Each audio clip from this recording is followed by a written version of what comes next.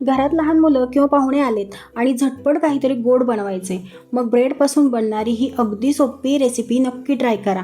Recipe आवडली तर व्हिडिओला एक लाईक आणि आपल्या प्राचीज किचनला सबस्क्राईब करायला विसरू नका. नमस्कार, मी प्राचीज किचनमध्ये माझ्या सर्व मित्रमैत्रिणींचं मनापासून स्वागत. चला तर मग आपल्या किचनमध्ये सगळ्यात आधी आपण एक बोल घेऊयात आणि याच्यामध्ये घालूयात खोवलेलं ओलं खोबरं.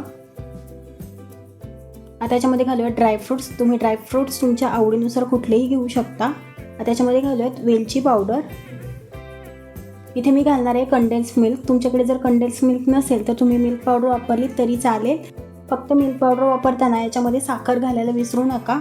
साखर शक्यतो मिक्सरवर बारीक करून घाला. आपले हे सारण चांगलं मिक्स झाले, बाजूला ठेवून देऊयात. इथे मी घेतले आहेत ब्रेड. आपल्याला ब्रेडच्या कडा काढून घ्यायच्या आहेत. मी सर्व ब्रेडच्या कडा काढून घेते आणि याला लाटण्याच्या मदतीने थोडंसं फ्लॅट करून घ्यायचं आहे, म्हणजेच प्रेस करून घ्यायचं आहे. याच्यामध्ये आपण 2 चमचे इतकं सारण भरून घेऊयात. ब्रेडच्या दोन्ही बाजूने आपल्याला पाण्याचा हात लावून याचा टाईट असा रोल करून घ्यायचा आहे. हे बघा, व्हिडिओत दाखवल्याप्रमाणे आपल्याला याचा टाईट रोल करून घ्यायचा आहे. तुमचा जर ब्रेडचा रोल होत नसेल तर तुम्ही पाण्याचा हात लावून हा रोल चांगला व्यवस्थित टाईट करून घ्या.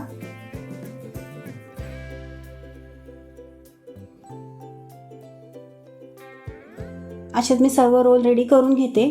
एका पॅनमध्ये मी तूप गरम करायला ठेवलं होतं. त्याच्यामध्ये हे ब्रेड आपण सोडून तळून घेऊयात. अगदी मंद आचेवरती आपल्याला खुसखुशीत असे तळून घ्यायचे आहेत. तुम्ही तुपाऐवजी तेल वापरलं तरीही चालेल. मी इथे साखरेचा पाक बनवून घेतला आहे. जसं आपण गुलाबजामसाठी साखरेचा पाक बनवून घेतो त्याच पद्धतीचा मी पाक बनवून घेतला आहे. 1 कप साखर आणि अर्धा कप पाणी घेऊन. साखरेचा पाक आपला हलका कोमट असतानाच आपल्याला हे ब्रेडचे रोल याच्यामध्ये 2 ते 3 मिनटं बुडवून ठेवायचे आहेत. अशाच प्रकारे मी सर्व नारळाचे ब्रेड रोल याच्यामध्ये डिप करून घेते. मी सगळे ब्रेड रोल पाकातनं एका प्लेटवरती काढून घेतलेले आहेत आणि त्याला काजू, पिस्ते, बदाम याने गार्निशिंग करून घेतलेलं आहे. तर तयार झालेले आहेत आपले नारळाचे ब्रेड रोल. वरून कुरकुरीत आणि आतून ओल्या खोबऱ्याचं सारण. मस्तच. कोणत्याही सणासाठी अगदी झटपट बनणारी ही गोड डिश नक्की ट्राय करून बघा. रेसिपी आवडली असल्यास व्हिडिओला एक लाईक आणि आपल्या प्राचीज किचनला सबस्क्राईब करायला विसरू नका. चला तर मग पुन्हा भेटूयात अशाच एका नवीन व्हिडिओमध्ये. तोपर्यंत सर्वांना बाय बाय.